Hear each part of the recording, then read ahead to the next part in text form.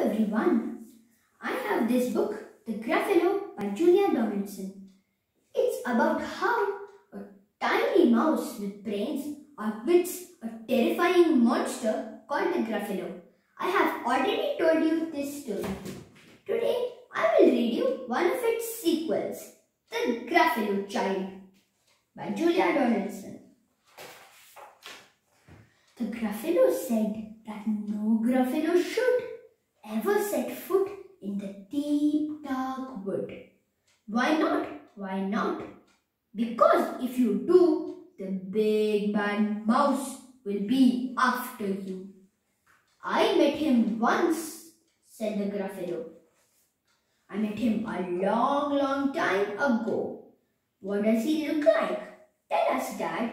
Is he terribly big and terribly bad?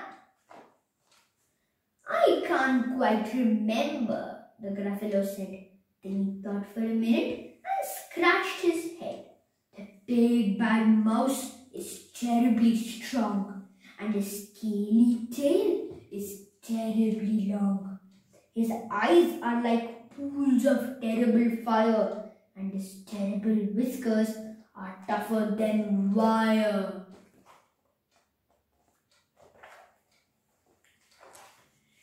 One snowy night when the Gruffalo snored, the Gruffalo's child was feeling bored.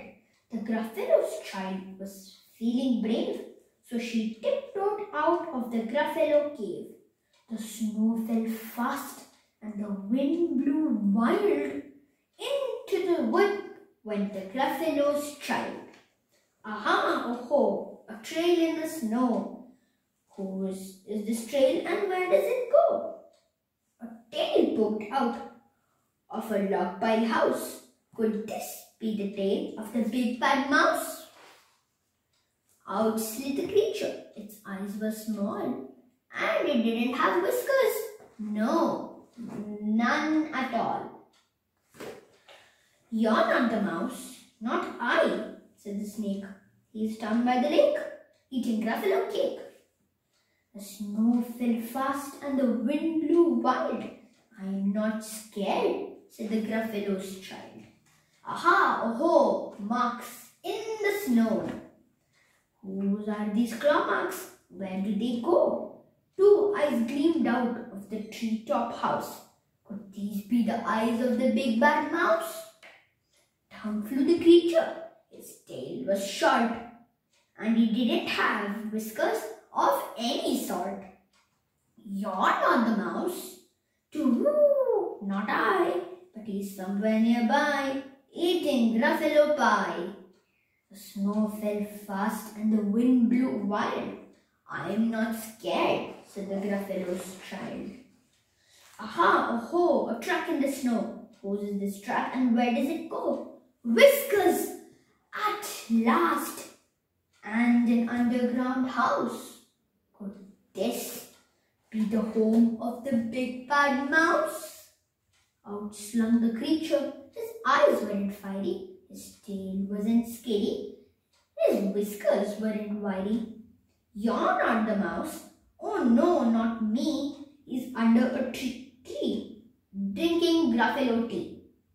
It's all a trick, said the Gruffalo's child, as she sat on a stump where the snow lay piled. I don't believe in the big bad mouse. But here comes a little one out of his house. Not big, not bad, but a mouse at least. You taste good as a midnight feast. Wait, said the mouse. Before you eat, there's a friend of mine that you ought to meet if you let me hop onto a hazel twig. I'll beckon my friend so bad and big. The Gruffalo's child unclenched her fist. The big bad mouse. So he does exist. The mouse hopped into the hazel tree. He beckoned then said, just wait and see. Out came the moon. It was bright and round. A terrible shadow fell on the ground. Whose is this creature? So big, bad and strong. His tail and his whiskers are terribly long. His ears are enormous, and over his shoulder he carries a nut as big as a boulder.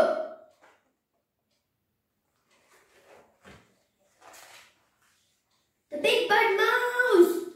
yelled the Gruffalo's child. The mouse jumped from the twig and smiled. "Aha! Oh-ho! Prints in the snow.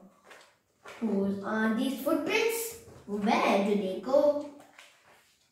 The footprints led to the Gruffalo cave, where the Gruffalo's child was a bit less brave. The Gruffalo's child was a bit less bold, and the Gruffalo snored and snored and snored.